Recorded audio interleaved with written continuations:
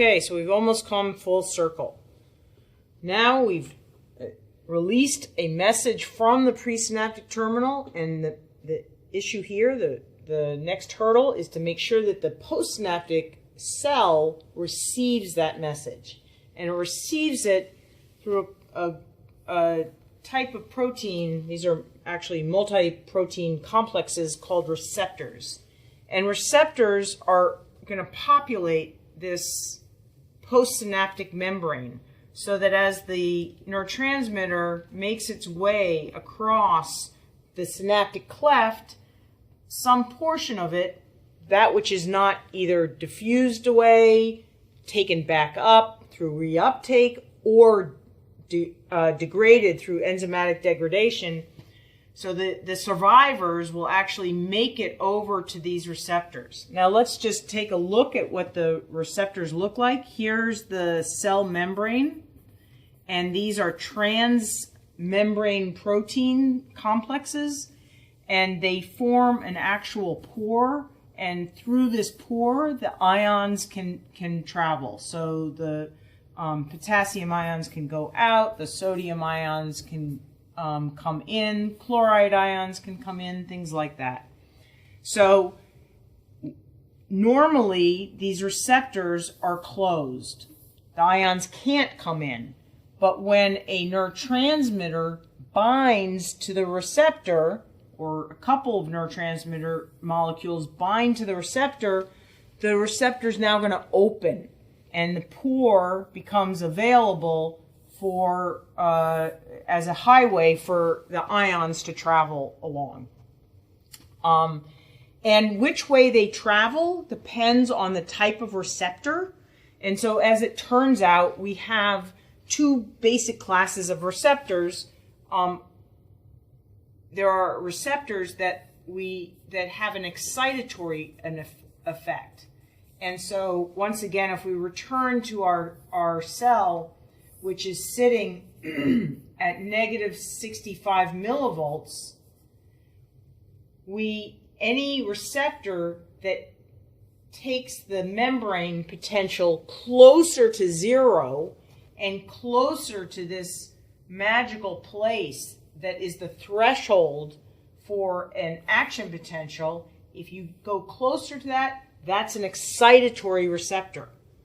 On the other hand, if there is a receptor that actually takes the membrane potential away from zero, makes it even more negative, then this is taking us away from the threshold for the action potential, and so that is an inhibitory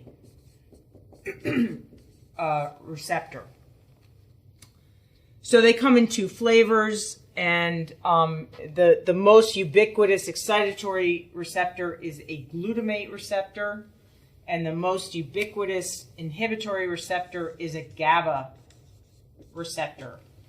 The neurotransmitter involved is the same thing. So the neurotransmitter involved that binds to the inhibitory GABA receptor is a GABA molecule, and the neurotransmitter that binds to the excitatory glutamate receptor is glutamate. Okay, so that's how these receptors receive the message, and they integrate all this incoming information to either make it more likely for them to fire an action potential or less likely to fire an action potential.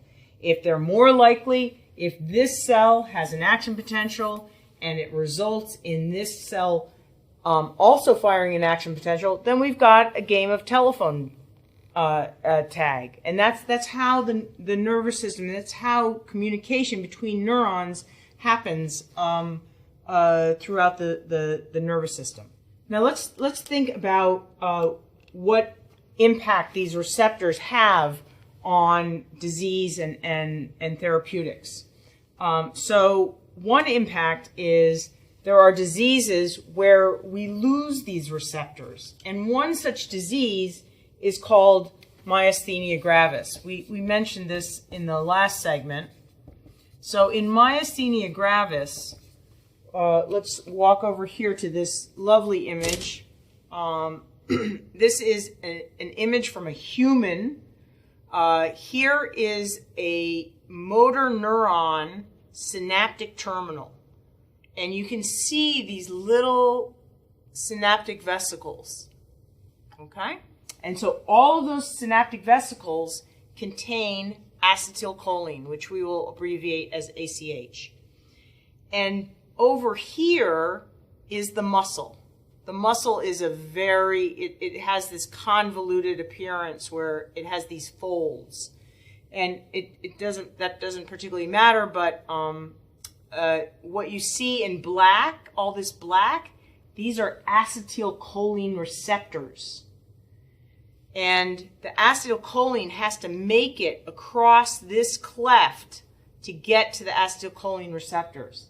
In myasthenia gravis, there are antibodies that the body makes, unfortunately, by mistake, against these acetylcholine receptors.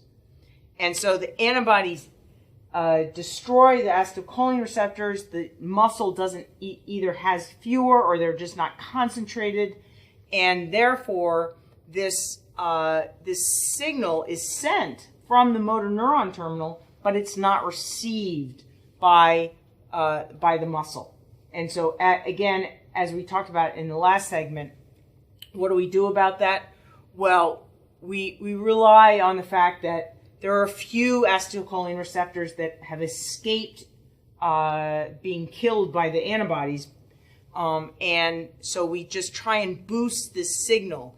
We know that the motor neuron terminal can release the acetylcholine, and now we're going to stop degradation. We're going to give an acetylcholine esterase inhibitor to try and keep the acetylcholine around longer so that it can find its way to the few remaining acetylcholine receptors. And that's a pretty effective therapeutic. The other therapeutic, obviously, that people with myasthenia gravis get is let's dampen down that immune system so that you're not making all those antibodies, so that the acetylcholine receptors won't be degraded. And so there's immunosuppressants that are given to these patients as well.